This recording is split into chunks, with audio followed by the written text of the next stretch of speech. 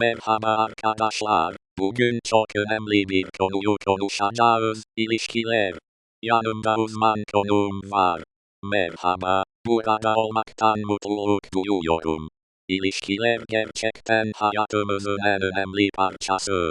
İlk sorum şu, sağlıklı bir ilişkinin temeli nedir sizce? Kesinlikle güven ve iletişim. Bu ikisi olmadan hiçbir ilişki ayakta kalamaz. Peki güven nasıl inşa edilir? Çoğu insan bununla mücadele ediyor. Güven zaman alır. Küçük sözleri tutmakla başlar, tutarlı olmakla devam eder. İletişim konusunda en sık yapılan hatalar neler? Dinlememek en büyük hata. İnsanlar cevap vermek için dinliyor, anlamak için değil. Çok doğru. Peki tartışmalar nasıl yapıcı hale getirilebilir? Öncelikle sen yerine ben diliyle konuşmak çok önemli. Suçlamak yerine hislerinizi ifade edin. Uzun mesafeli ilişkiler hakkında ne düşünüyorsunuz? Zor ama imkansız değil. Düzenli iletişim ve ortak hedefler şart. Sosyal medya ilişkileri nasıl etkiliyor? Maalesef çoğunlukla olumsuz.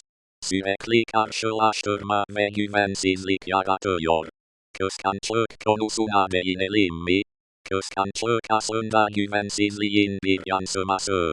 Kendi değerinizi bilmek çok önemli. İlişkide bireyselliği korumak ne kadar önemli? Çok önemli. İki bütün insan bir araya gelmeli, iki yarım değil. Aile baskısı ilişkileri nasıl etkiler? Sınır koymayı öğrenmek gerekiyor. Saygılı ama kararlı olmak şart. Affetmek konusunda ne dersiniz? Affetmek kendiniz için yaparsınız, karşı taraf için değil. Ama her şey affedilmez. İlişkiyi ne zaman bitirmek gerekir? Sürekli mutsuzluk, saygısızlık veya istismar varsa kendinize değer verin.